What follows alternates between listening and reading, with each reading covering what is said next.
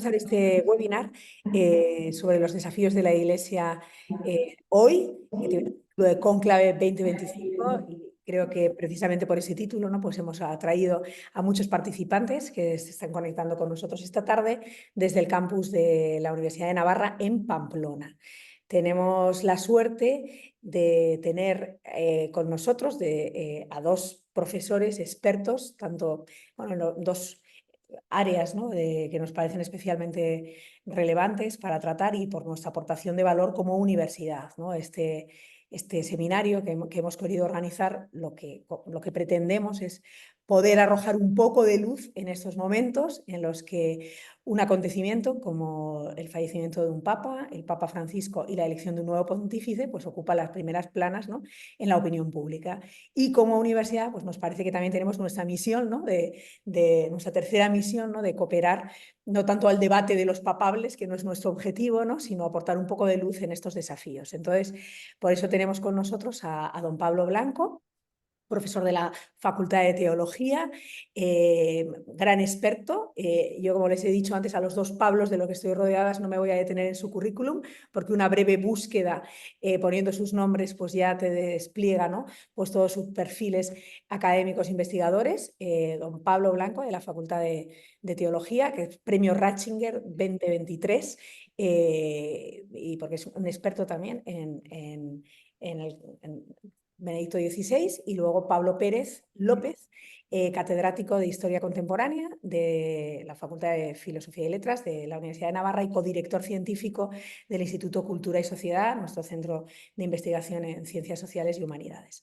Entonces, para no robar más tiempo a esta presentación, pues la idea es que dar la palabra a don Pablo en primer lugar, que se enfocará más, ¿no? en la parte más, podríamos decir, eclesial, teológica, etcétera, de estos desafíos. Luego a Pablo Pérez sobre este contexto, momento histórico en el que estamos como experto de historia contemporánea.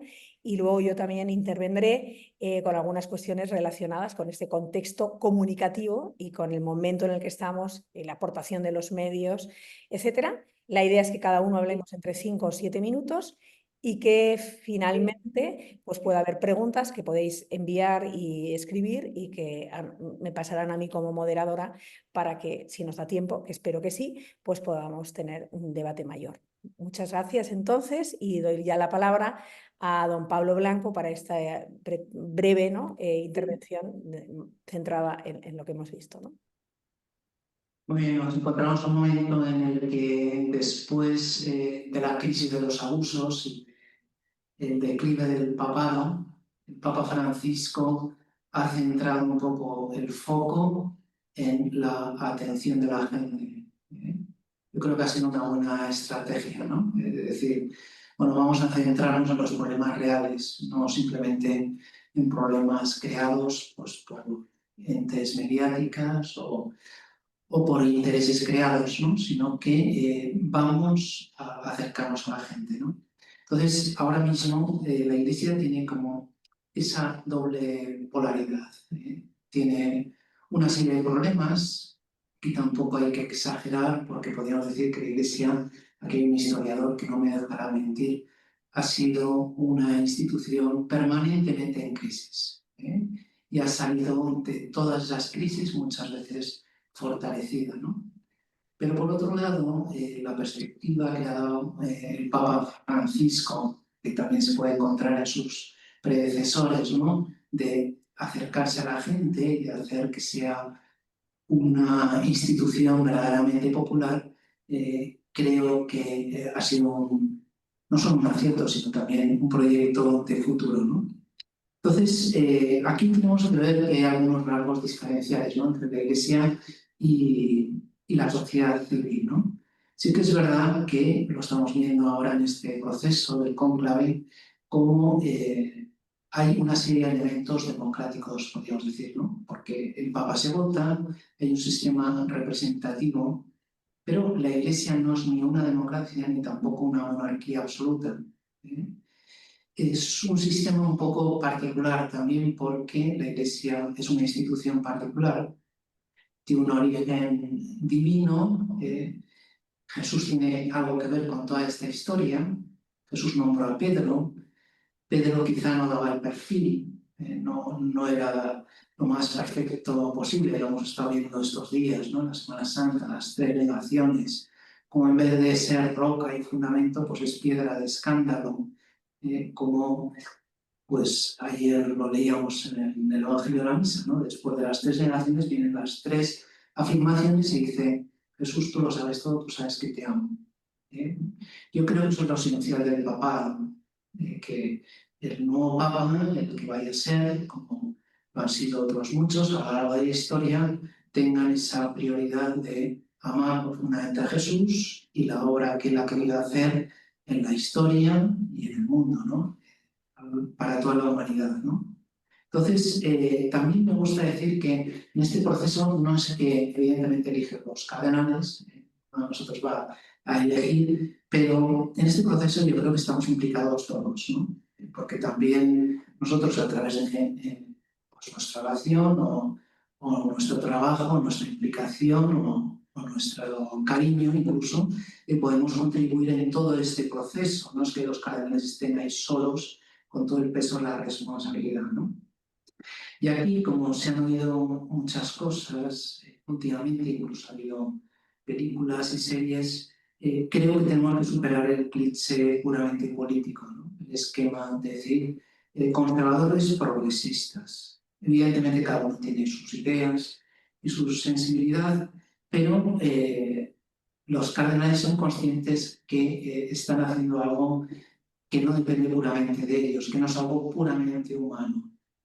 La fórmula de votación es bastante fuerte. Dice: ante Jesús que me va a juzgar, y eso dicen los cardenales viendo ahí el juicio final. O sea, están realizando un acto de conciencia y están buscando el bien de la Iglesia, no de las propias preferencias, ¿no?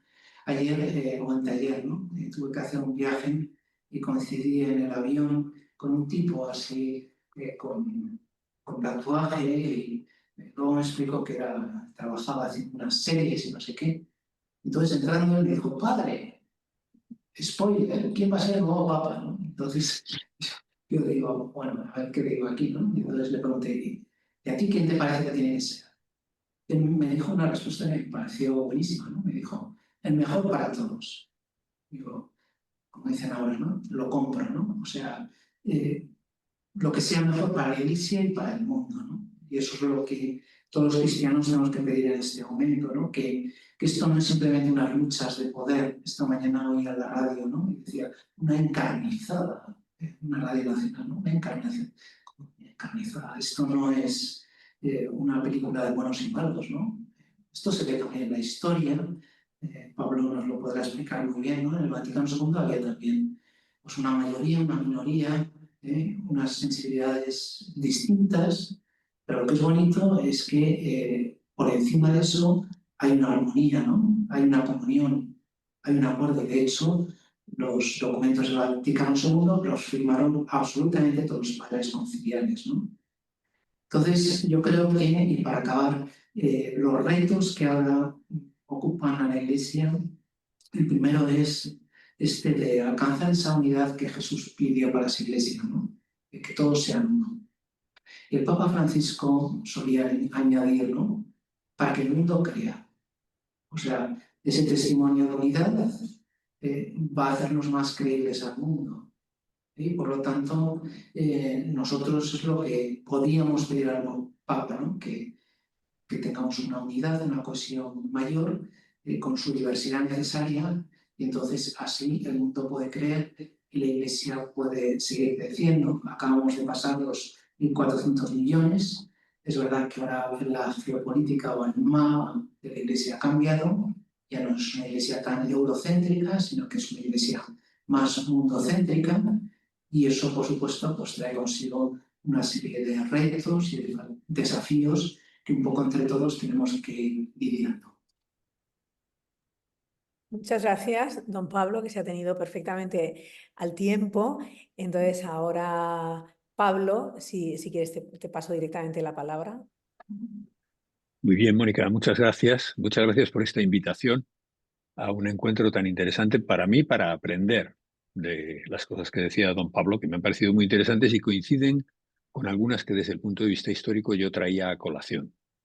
La Iglesia, desde el punto de vista histórico, es un ente incómodo, difícil de conocer, porque al mismo tiempo es una realidad que no es de este mundo, y lo proclama así, está continuamente diciendo esto, como ha dicho don Pablo, nosotros no somos de este mundo, pertenecemos a una realidad ultramundana, pero está en este mundo. Todos los cristianos estamos en este mundo, no estamos fuera de él. Eso provoca siempre una fricción en el terreno de la comprensión, de la capacidad de entender qué es lo que está sucediendo y de la realización práctica. Se dio ya en vida de Jesucristo, diríamos al fundador de la Iglesia, entrega su vida por su ideal y ya advirtió que era seguro que le iba a pasar lo mismo a los que le siguieran. Es decir, hay una postura de permanente incomodidad entre las realidades mundanas y las realidades ultramundanas, las realidades que podemos llamar sobrenaturales. Y esto es inevitable que se note a la hora de informar sobre un fenómeno como la elección de un papa. Los que tienen una visión puramente mundana verán las cosas de una manera que no coincide, no es compatible a veces con los que tienen una visión puramente terrena. ¿Qué podemos decir de la situación actual, de esa situación de fricción en la actualidad? Yo diría que a la hora de pensar en cuáles son los grandes momentos de cambio en la Iglesia, cuando uno mira hacia el pasado se da cuenta de que ordinariamente los grandes cambios tienen que ver fundamentalmente con los concilios. Y en nuestro caso, creo que la Iglesia, la tarea más difícil e importante que tiene entre las manos es la aplicación del Concilio Vaticano II. No es extraño que sea así, tiene menos de 100 años. Esto en el tiempo de la Iglesia es relativamente poco tiempo, pero se va entrando ya en una madurez porque todos los papas que han venido después del concilio, desde Pablo VI hasta Francisco, han tenido el empeño de aplicar, de hacer vivir el Concilio Vaticano II.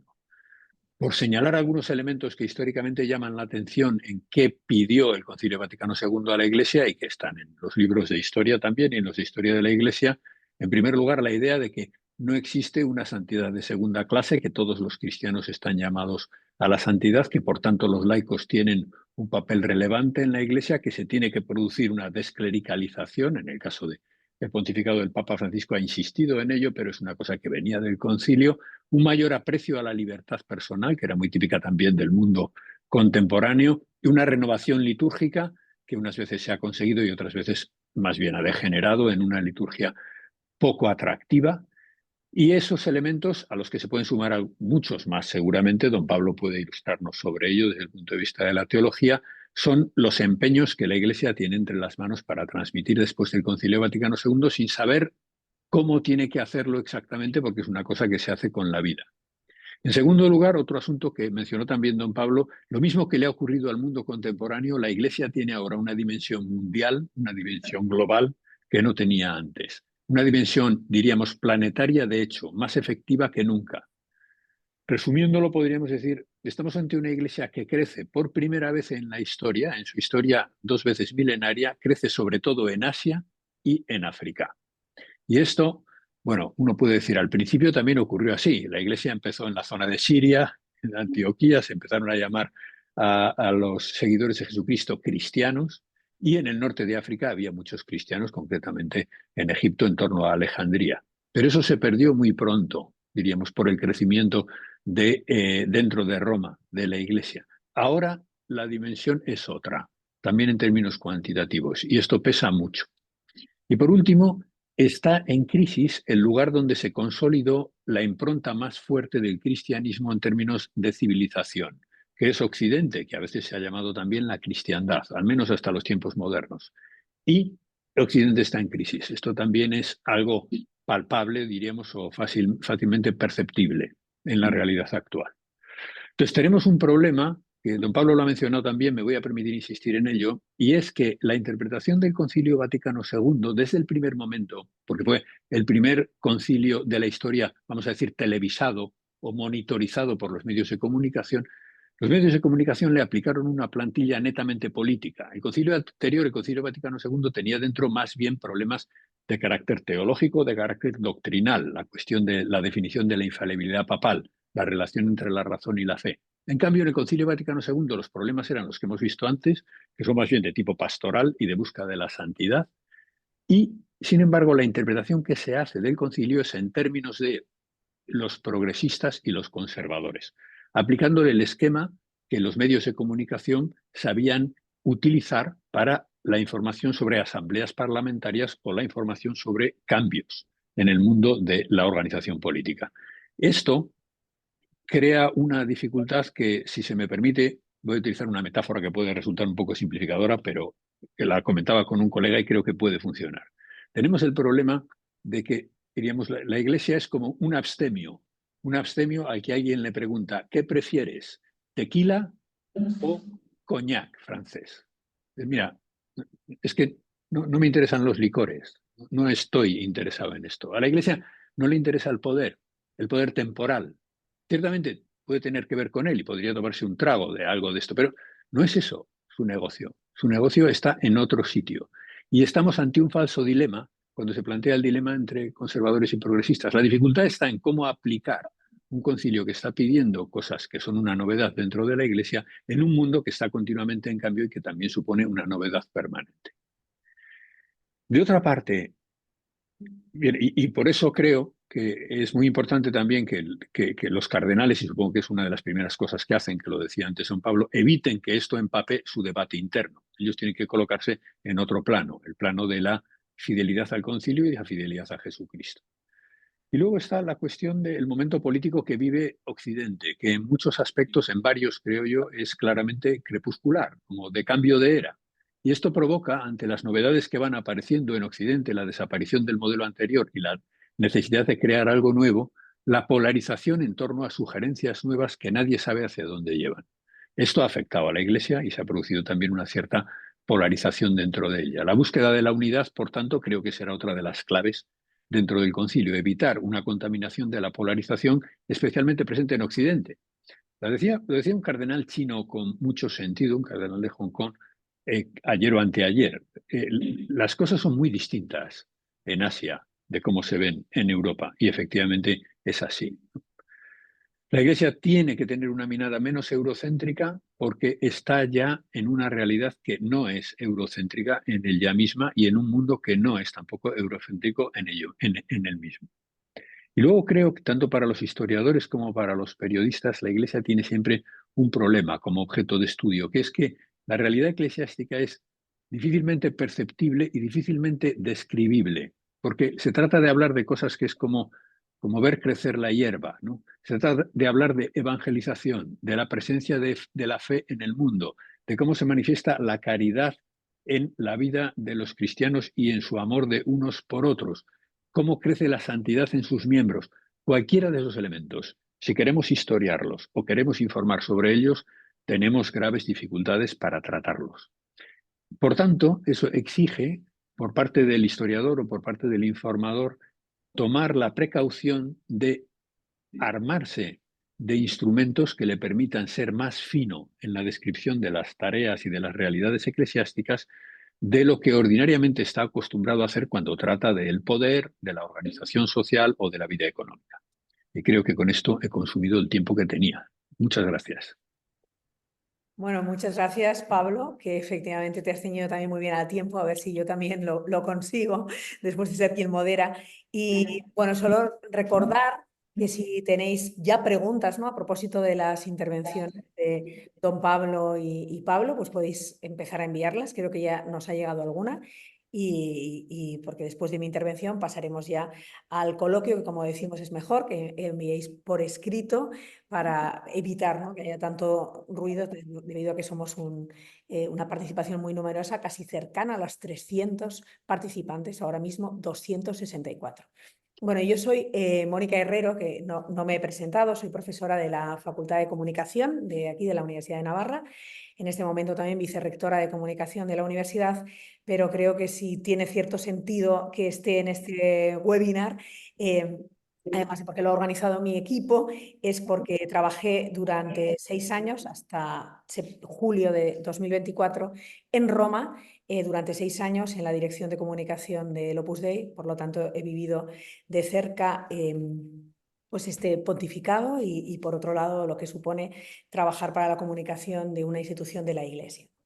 Y precisamente, bueno, y hoy muchas de las cuestiones que han comentado tanto don Pablo como Pablo, que se verá que estamos perfectamente alineados, aunque hayamos dedicado poco tiempo a ponernos de acuerdo, que no lo hemos hecho, ¿no? Simplemente hemos compartido cuál iba a ser nuestro enfoque, ¿no?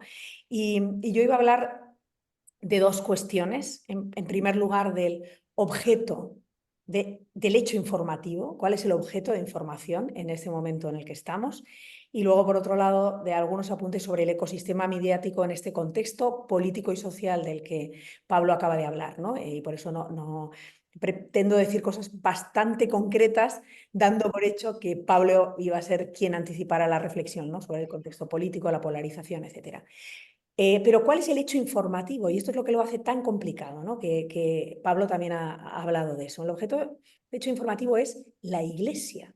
Y como concluía la intervención de Pablo, pues esto requiere, tanto para los historiadores como para los comunicadores, los periodistas, un nivel de estudio, reflexión, matices que a lo mejor nos requieren otras cuestiones, ¿no? Porque pensaba en 4 rasgos de este hecho informativo, ¿no? que es la Iglesia, ¿no?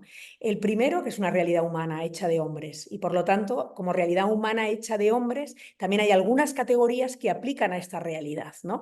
No es una realidad política, pero hay política. Claro que hay política, en el sentido de que los cardenales, como bien nos ha puesto en el marco don Pablo, pues tienen una obligación moral de conciencia, ¿no? Cuando se ponen ante el juicio final, ¿no? Precisamente en la Capilla Sixtina, pero para llegar a ese momento en el que votan, pues efectivamente ha habido relaciones, conversaciones, son humanas también, efectivamente, ¿no? Ha habido cenas en casa de un cardenal, comidas en casa de otra, como parte de ese proceso para ver a quién en conciencia tengo que dar mi voto, ¿no? Entonces ahí hay cuestiones humanas, de entendimiento, etcétera, ¿no?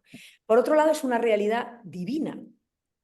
Y aquí me parece que los comunicadores y los periodistas tienen el gran desafío de cómo dar cuenta de una variable que, tengan fe o no tengan fe, esa variable existe, y es la de la acción de Dios. ¿Cómo doy cuenta de eso, no? Porque los cristianos se la creen. Yo estoy informando sobre una realidad que es la Iglesia, en la que los cristianos se creen que Dios está detrás de esto, ¿no?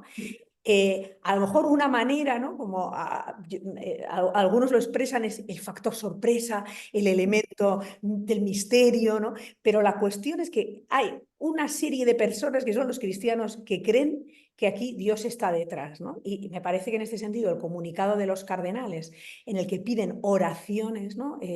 Justo en estas congregaciones generales que han tenido en estos días previos, pues te pone ese marco, ¿no? Y ese marco, desde el punto de vista informativo, no puedes ignorarlo. Entonces, periodista, te animo, si me escuchas, a ver cómo esa variable de la acción de Dios está reflejada en la información.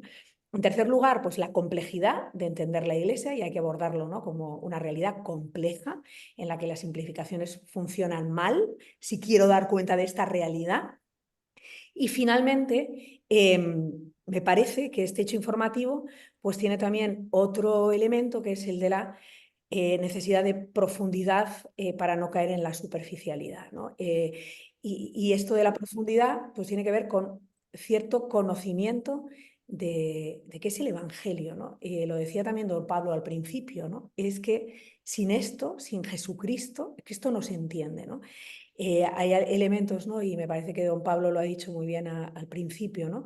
De también este pontificado de Francisco, ¿no? De salir al encuentro de todos, que claro, si uno no ha leído nunca el episodio de la mujer adúltera, pues habrá cosas que expresará como una polarización o como una cuestión política progre, ¿no? Es que está a favor de, ¿no? de los excluidos de la sociedad, de los que... Y entonces no ha leído el Evangelio. Y al no leer el Evangelio, pues no entiende la raíz evangélica de muchos comportamientos, ¿no?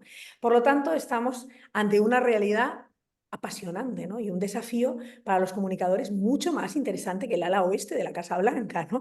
Porque contiene muchos elementos en los que se pone en juego nuestra profesionalidad, ¿no? Y finalmente, para no alargarme, pues los elementos de contexto en este ecosistema mediático que tenemos ahora mismo, ¿no? Y aquí quería decir 5 cosas muy brevemente, ¿no? Porque una ya la estamos repitiendo, ¿no? En la opinión pública la simplificación funciona como un elemento que te permite conocer rápidamente la realidad, ¿no? Es lo que aprendíamos, ¿no? Desde luego en primero de carrera, que es un titular, ¿no? El titular necesariamente simplifica, si no, no sería titular, ¿no? El problema es quedarte en los titulares, ¿no? Y el titular se puede utilizar arteramente, de manera que muchos, ¿no? Cuando hemos sido entrevistados o tenemos experiencia, ¿no? Este titular no define exactamente lo que yo quería decir. ¿Qué titular me has sacado, ¿no? Si le desprovees, lo dejas, le quitas el contexto, ¿no? Pero tenemos que saber que también los periodistas, los comunicadores, cuando informan, ¿no?, de este momento en el que estamos, van a recurrir a la simplificación. Pero esta simplificación del titular también puede hacerse con criterio, con un criterio que incorpore todas estas cuestiones que hemos dicho al principio, de la complejidad de la institución de la Iglesia, del hecho de la acción de Dios, de todo esto que hemos dicho, ¿no? Entonces, en segundo lugar, ¿no?, esta simplificación en las lógicas de la opinión pública funciona muy bien cuando se establecen contrarios, ¿no? Y esto es lo que nos ocurre, ¿no? La lógica de la oposición y de los contrarios, es decir, incorporo las claves interpretativas de la política, ¿no? Que es, no voy a abundar más, que es lo que decía Pablo, ¿no? Y lo que también anunciaba al principio también don Pablo, ¿no? Los conservadores y los progresistas. Es una simplificación que funciona muy bien en el mundo político, y entonces el mundo político lo aplico y entonces limito la realidad de la Iglesia, bueno, o la despojo de toda su complejidad, ¿no? Pero esto ocurre, ¿no? Y este es el ecosistema mediático en el que estamos, ¿no? En tercer lugar, y me quedan ya solo 2 puntos, existen efectivamente intereses políticos y económicos, porque efectivamente un papa influye, e influye también en decisiones que tienen que ver, o en sus denuncias que influyen en el sistema geopolítico. Un papa obsesionado con la paz, como va a serlo en cualquier caso, porque siempre lo están, pero también los papas tienen sus matices, ¿no? Entonces, eso es un caldo de cultivo muy bueno para las noticias falsas, porque el papa es una autoridad moral, ¿no? Sea quien sea. Esto es sorprendente, ¿no? Una sociedad secularizada, de esto quizá luego Pablo Pérez puedes hablar más, ¿no? Pero en la que esto ahora pues sea el momento histórico en los medios, lo que está en primera plana es esto, ¿no? Curiosamente, ¿no? Entonces, estos intereses existen, influyen en el ruido mediático, los intereses políticos, mediáticos, pero nuestra pregunta es, ¿influyen en los electores? Probablemente, según algunos vaticanistas, no, y poquísimo, ¿no? También, más allá de que nos creamos, ¿no?, también porque el Espíritu Santo asiste a su Iglesia de esta decisión en conciencia, pero también por otro hecho muy significativo, que la gran mayoría no tiene redes sociales ni tiempo, ¿no?, en estos días para entrar a esa batalla. Con lo cual, el ruido mediático no tiene por qué ser necesariamente el ruido de las congregaciones generales, ¿no? El debate que está habiendo, ¿no?, en los medios, ¿no?, pues no tiene por qué ser el que está sucediendo y no sabemos tampoco la influencia que tiene, ¿no? Por otro lado, pues estamos en un momento y es la penúltima idea que voy a decir, ¿no?, de gran proliferación informativa, de gran inflación de medios, blogs, medios digitales, ¿no? Probablemente no ha habido un cónclave como este, porque en el 2013, aunque ya se hicieron famosas esas fotografías con móviles, ¿no?, y que ponían un antes y un después, este cónclave es distinto porque la gente, ¿no?, estaba haciendo fotos, ¿no?, al papa que salía, ¿no?, a la logia, ¿no?, central, ¿no?, en el Vaticano, pero efectivamente toda la presencia que tenemos, ¿no?, de medios digitales, de blogueros, de influencers, etcétera, ¿no?, pues no existía, y creo que también esto cobra una relevancia especial por este componente de misterio que tiene el cónclave, ¿no? Acá tenemos una película recién estrenada, ¿no?, pero claro, el hecho de que haya tanto secreto en torno a esto, pues hace que los periodistas tengan que salir a buscar noticias, ¿no? Y este es el penúltimo asunto que digo, ¿no?, y es el riesgo en esto de dónde me informo, con quién me informo, ¿no? Pues aquí Juan Vicente Bo en una entrevista, ¿no?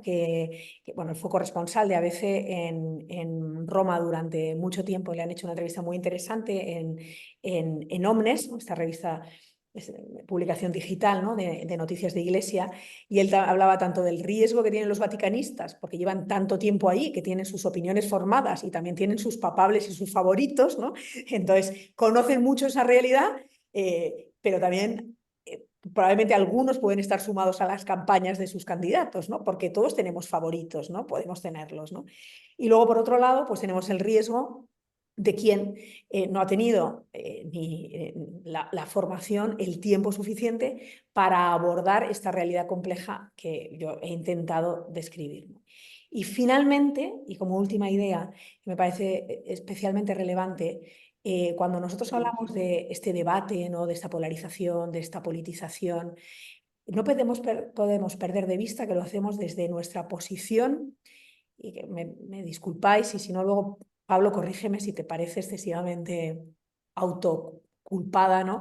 Egocéntrica, eurocéntrica y del mundo occidental, ¿no? Nosotros pensamos que el mundo está polarizado, tú decías algo de esto a propósito del cardenal Zell, ¿no? Y pensamos que estos son los grandes temas, ¿no? Pero no podemos olvidar que hay electores de 71 países, es el porcentaje, un porcentaje muy alto de países muy difíciles, que tienen situaciones que, con perdón, nuestro apagón de hace una semana, que no hubiera hecho posible este webinar, es una anécdota frente a los desafíos que se tienen en estos países, que recuerdan mucho los países de los primeros cristianos y les importan muy poco los debates que tenemos en Estados Unidos y en Europa.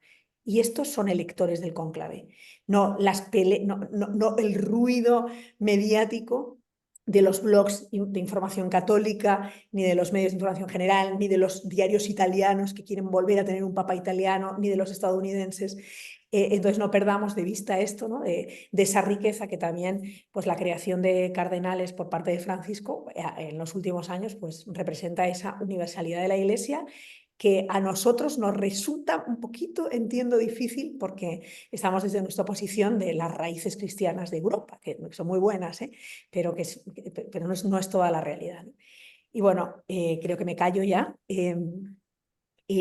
Para dar paso a las preguntas, no sé si don Pablo, antes de que dé paso a las preguntas, ¿queréis hacer algún comentario?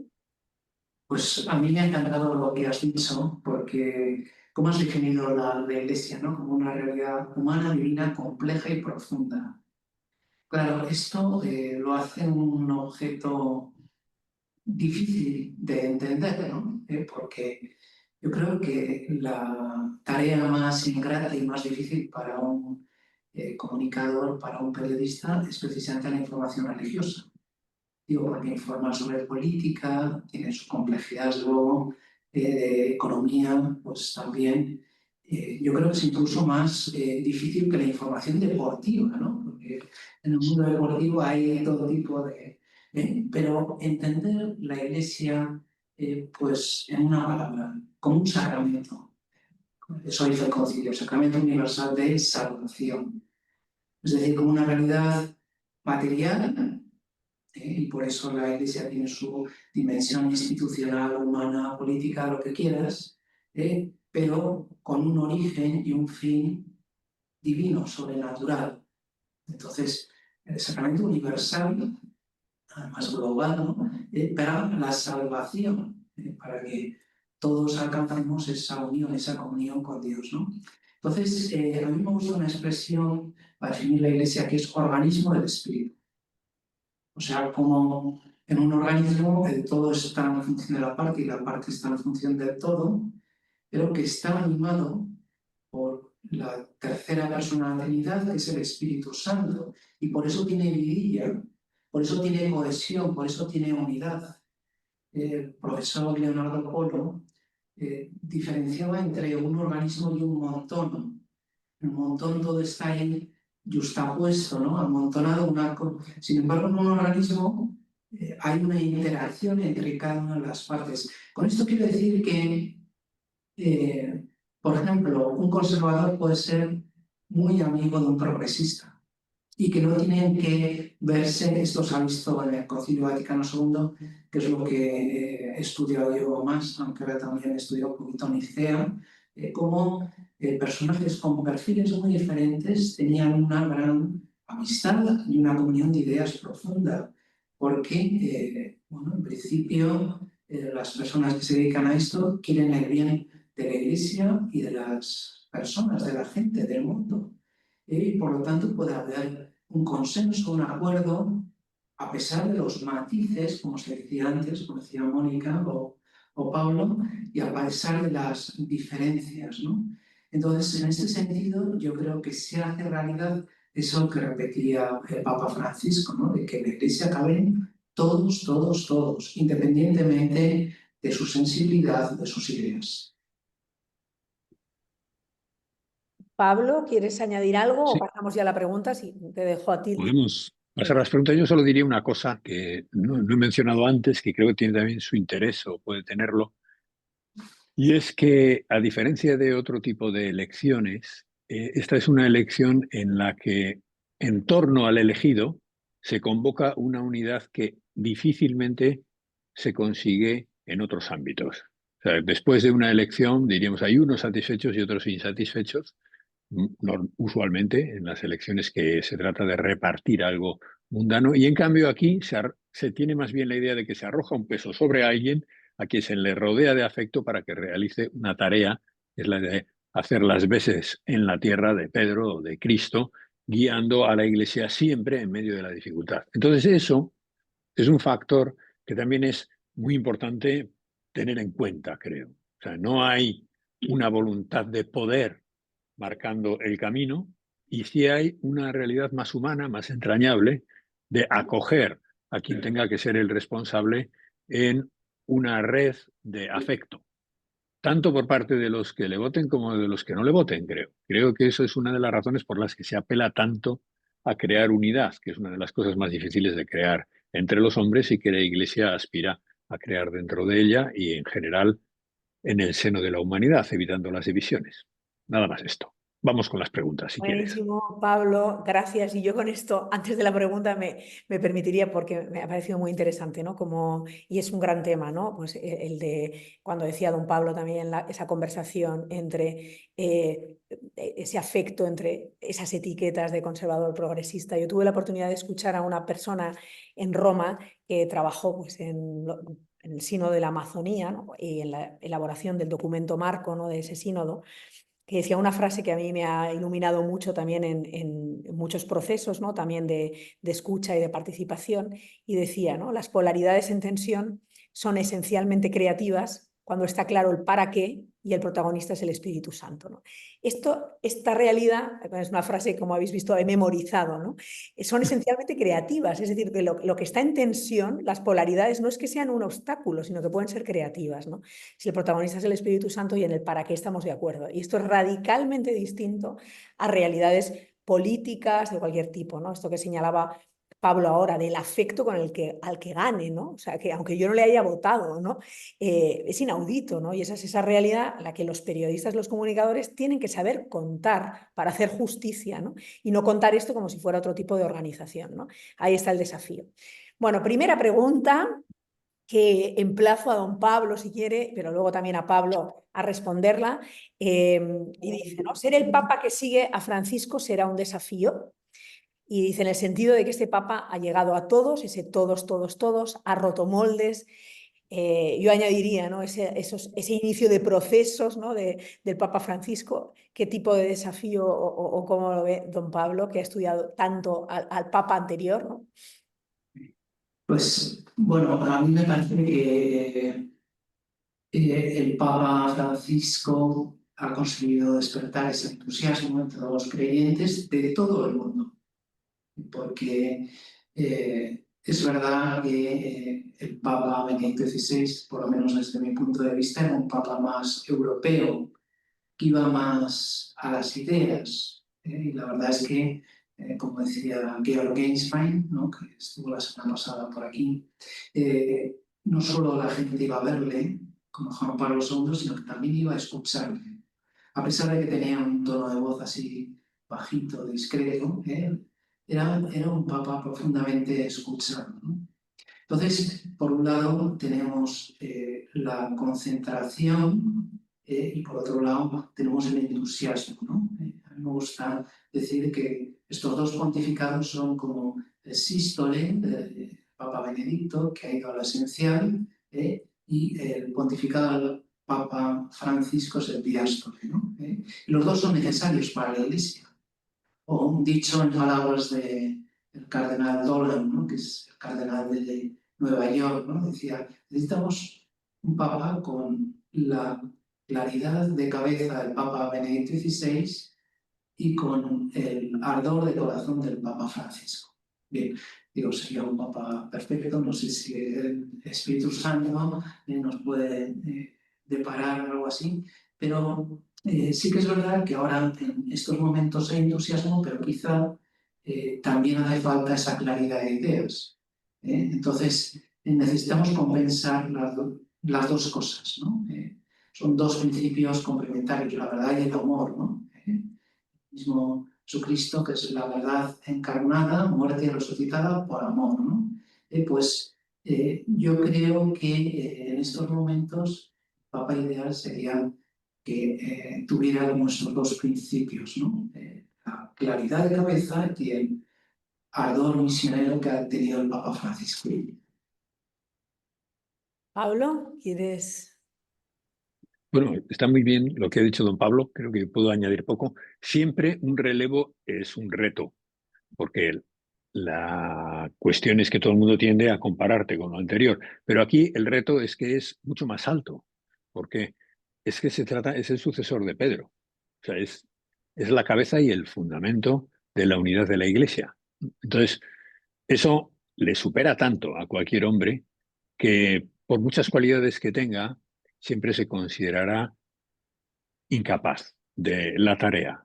En ese sentido, desde el punto de vista cristiano, la mirada sobre el Papa, y digo, esto es el típico efecto que tiene la especificidad de lo religioso. La mirada sobre el Papa, como decía antes, siempre es más de apoyo y de conmiseración, porque defectos va a tener como los tenía San Pedro. Me hizo mucha gracia lo que decía antes don Pablo, de que era un Papa elegido con muy pocas condiciones y que había hecho una campaña francamente nefasta durante la época de la vida de Jesucristo y especialmente en la pasión. Bien, de acuerdo, pero justamente esto lo que indica es cómo Dios tiene un modo de razonar muy inesperado. ¿Qué nos ocurre a nosotros, creo? Que estamos acostumbrados a funcionar en un mundo mediático en el que las estrellas son como un universo de interpretación. Y la realidad es que en la Iglesia son más importantes los que están más ocultos. Y eso es una realidad que quizá el que mejor lo ve es el que le toca hacer cabeza, porque se da cuenta que está teniendo que sacar adelante algo, manifestarse como la cabeza de algo que él no protagoniza, que lo protagonizan millones de personas vivas e incluso difuntas. Entonces, eso es lo que forma parte, diríamos, esa realidad que decía antes, que no es una realidad solo temporal, es una realidad al mismo tiempo temporal y atemporal.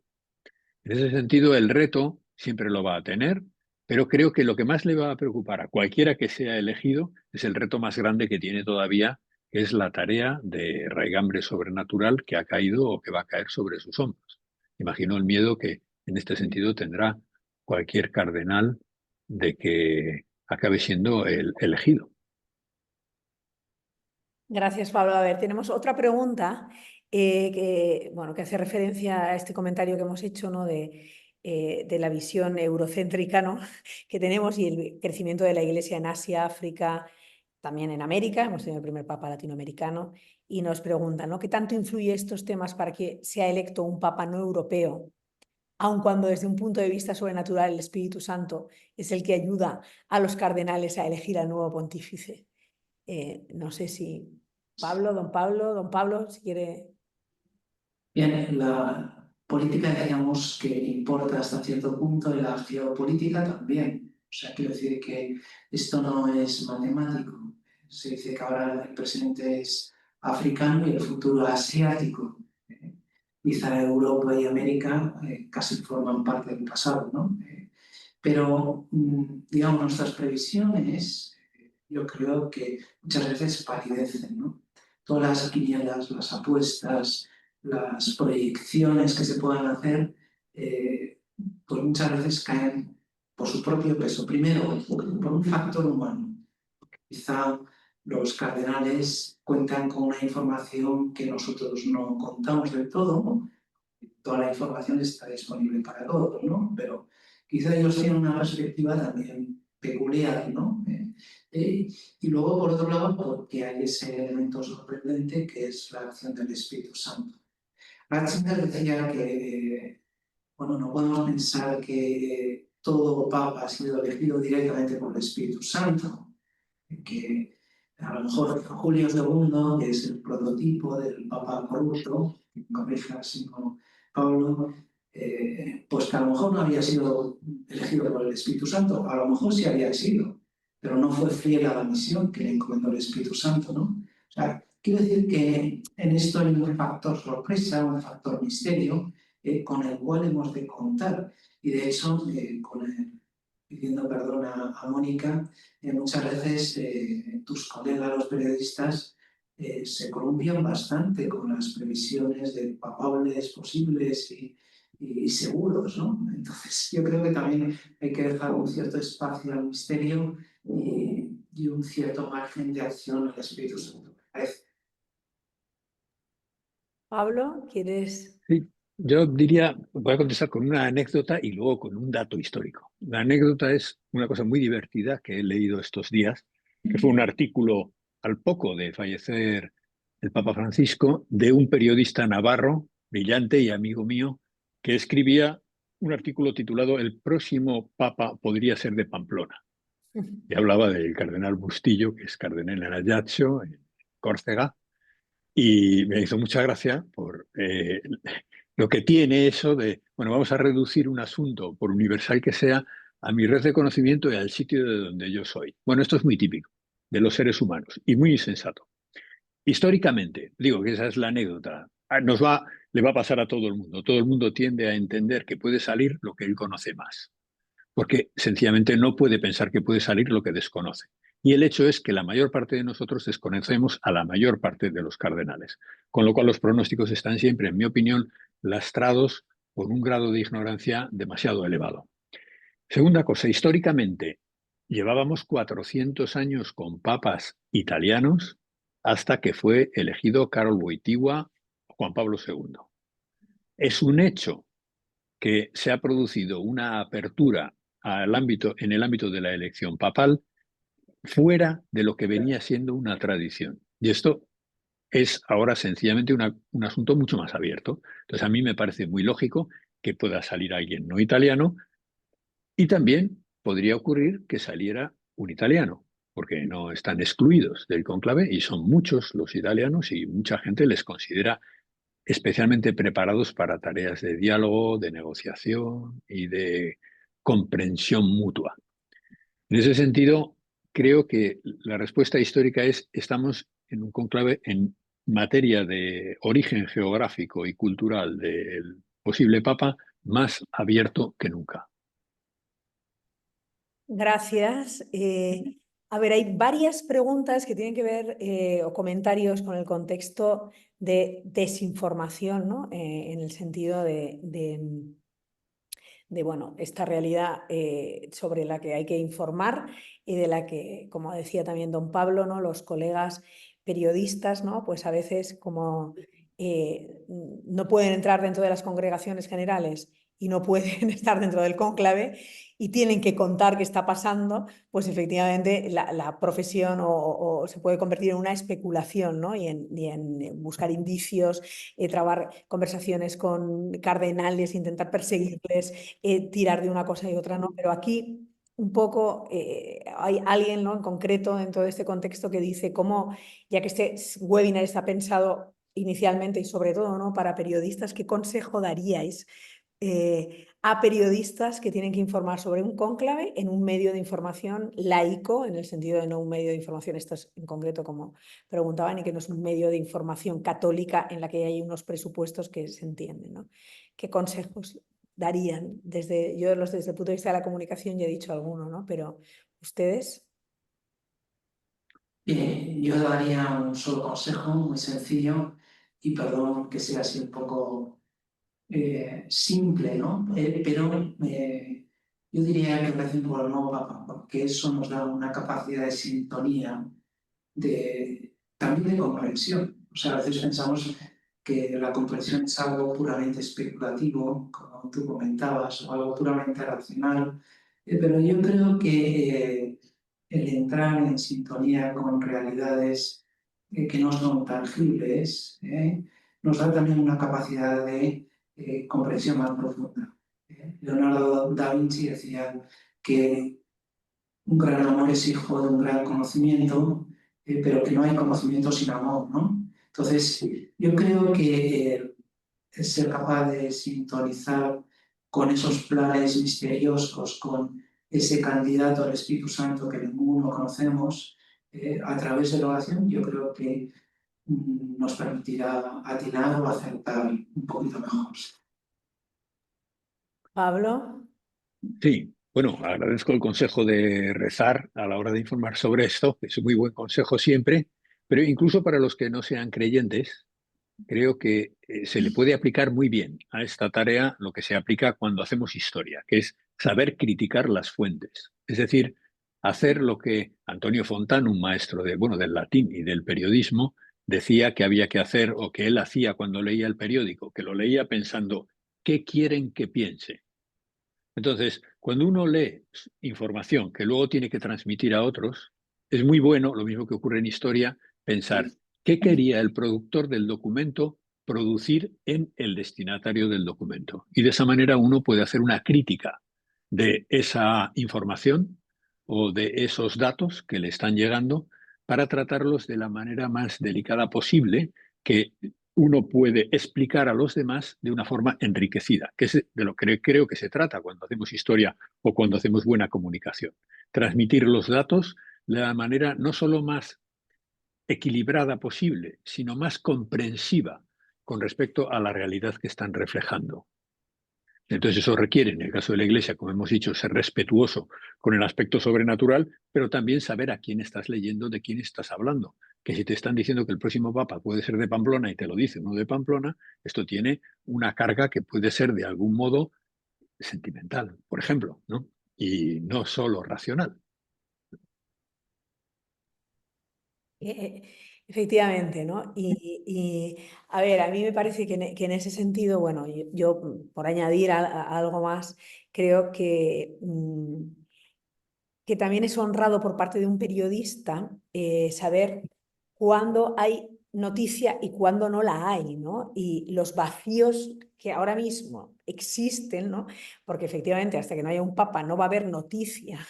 También hay que respetarlos y hay que ver cómo esa función del periodismo, por ejemplo, a lo mejor tiene que consistir en conocer mejor qué significan las congregaciones generales que están teniendo lugar ahora, ¿no? Todos los días Matteo Bruni, el portavoz de la Santa Sede, hace un briefing en el que cuenta cuáles han sido los temas de esas congregaciones generales.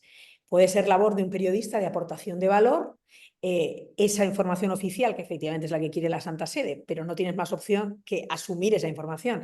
La comunicación institucional es también una actividad seria e incluso puede ser honrada, es decir, que en ese briefing que hace Matteo Bruni te está contando lo que consideran que es razonable que los fieles de la Iglesia y que el público en general conozca, ¿no? Bueno, también un trabajo de síntesis, ¿no? Y de análisis de los temas que han ido saliendo en las congregaciones generales, pues es una aportación de valor. La especulación no es una aportación de valor y además no tiene en cuenta todos estos elementos, aunque te dé al titular, ¿no? ¿no? Con la noticia que luego se desmintió de la enfermedad del cardenal Parolin, ¿no? Que es uno parece de los favoritos italianos. Y entonces podemos estar en eso o podemos estar como informadores en aportar valor, ¿no? Contando de qué han estado hablando los cardenales, cuáles son los temas que se han tratado en estos días en un colegio cardenalicio en el que hay muchos nuevos que no se conocían, etc. Y ahí me parece que es clave, y en esto, ¿no? Pues los historiadores y los periodistas, pues creo que tenemos una obsesión compartida, muchas otras, ¿no? Pero es la de las fuentes, ¿no? Contrastar las fuentes, ¿no? Y creo que como audiencia, y aquí acabaríamos, ¿no? con el tema, podríamos decir, de el consejo a los periodistas, ¿no? Pero a mí como audiencia también me parece, porque aquí probablemente muchos de los que estáis conectados quizá no sois periodistas, sois audiencia que se está informando estos días, ¿no? con lo que hacen nuestros colegas, y que también hay muchísimo buen trabajo, de verdad, también. Yo asumo que es una realidad compleja de contar, pero creo que como ciudadanos tenemos un gran problema de alfabetización mediática, es decir, tenemos un gran público bastante elevado, tiene mucha dificultad para discernir buenas fuentes de otras fuentes, ¿no? Y me parece que, bueno, que esto es un desafío, ¿no? en la formación, en la educación secundaria, en los colegios, en las universidades, ¿no? Y que tiene mucho que ver con eso que decía Pablo, ¿no? Y me parece que ese ruido informativo no ayuda, ¿no? Pero Yo, en descargo de tus colegas, por lo que he dicho antes, para compensar, yo creo que a veces demandamos demasiada información. sí. O sea, nos dejamos llevar por una curiosidad, por una ansiedad, queremos saberlo todo, cuando la ignorancia a veces es más fuente de conocimiento que el exceso de información, ¿no? En ese sentido, lo digo muy brevemente, el ejemplo de cómo se desarrolla el cónclave no hay ni campañas, ni discursos, ni... No. O sea, el cónclave es silencio y oración. Entonces, yo creo que el ejemplo que nos pueden dar ahora los cardenales también nos puede servir a nosotros para alcanzar un verdadero conocimiento. Ahí lo En dejo. este sentido, ya como para cerrar, nos pregunta, ¿no? Que este contexto de inmediatez, los aspectos tan complejos, ¿no? Como hemos dicho, ¿no? El cine, las series que circulan, pensamos que contribuyen o no a que periodistas y comunicadores puedan transmitir mejor los hechos, ¿no? ¿Qué pensáis, ¿no? De series, bueno, películas como Cónclave, películas como Los dos papas, ¿no? ¿Esto en qué medida ayuda o puede contaminar más? Pablo. Yo me voy a permitir, sí, ya estaba echando la pelota, don Pablo. Le voy a citar a Robert Rosseston, un especialista en historia y cine, tiene una sentencia, creo que muy acertada, que dice: el cine es como la vida, quitándole las partes aburridas. Entonces, claro, ¿qué ocurre? La realidad no tiene el ritmo de lo cinematográfico. Entonces, eso es lo primero que hay que quitar. No se le puede pedir ese ritmo. La realidad tiene otro ritmo que tenemos que aprender a disfrutar sin prisas. Segundo, en la realidad las cosas suceden sin dramatizarse, como ocurre en las películas, ¿no? En las películas siempre hay un dramatismo, siempre hay un bueno, siempre hay un malo y siempre hay un avance moral. La película tiene que llevarte a ver que el mundo mejora. Al final de la película está mejor que al principio de la película. Las dos cosas en la realidad no se dan. Lo bueno y lo malo están mezclados en el interior de cada corazón humano. Los buenos y los malos no están separados a un lado y al otro del pasillo. Y la cuestión de conseguir adivinar dónde estaba lo que realmente tenía que salir, si hemos acertado o no hemos acertado, no es tan clara. Tienes que esperar a que termine todo para que esto se solucione. Entonces, pienso que también en la información, esto que decías antes, el recibir las fuentes como lo que son, la ficción como ficción, que eso son las películas, es muy interesante. ¿A qué te ayuda la ficción? La ficción te ayuda a despertar un nuevo interés por una realidad. ¿Qué tienes que hacer entonces, en mi opinión? Tratar de conocer mejor esa realidad por la que te ha interesado la ficción, no concediéndole una credibilidad desmedida, ser crédulo con lo que ha creado el autor de la ficción. Entonces eso me parece clave. Los historiadores en eso, con las películas históricas, a veces somos un poco pesados y crueles porque decimos, bueno, es que esto no. Y en cambio, con otras películas decimos, ah, pues sí, refleja bastante bien lo que esto fue en realidad. Así que depende mucho Bueno, del Pablo, producto. pues creo que lo siento, don Pablo, creo que no le voy a dar la palabra porque tenemos que ser muy rigurosos con que a las 5 en punto esto se acaba. Había más preguntas que hemos dejado en el tintero. Muchas gracias a todos los que habéis asistido. Hemos querido poner un poco de luz a este desafío, sobre todo para los periodistas. Tenéis todo nuestro apoyo También agradecemos todo el trabajo que todos los periodistas hacen con sus errores, como Pedro también erró, pues también los periodistas yerran, ¿no? Y desde aquí, desde la Universidad de Navarra, estamos a vuestra disposición con nuestros expertos para también contribuir a vuestro trabajo y a que estos días pues, sean unos días de auténtica comunión, ¿no? Que eso es lo que también quiere la comunicación, ¿no? Unir, ¿no? Tender puentes. Así que muchas gracias y lo dejamos aquí.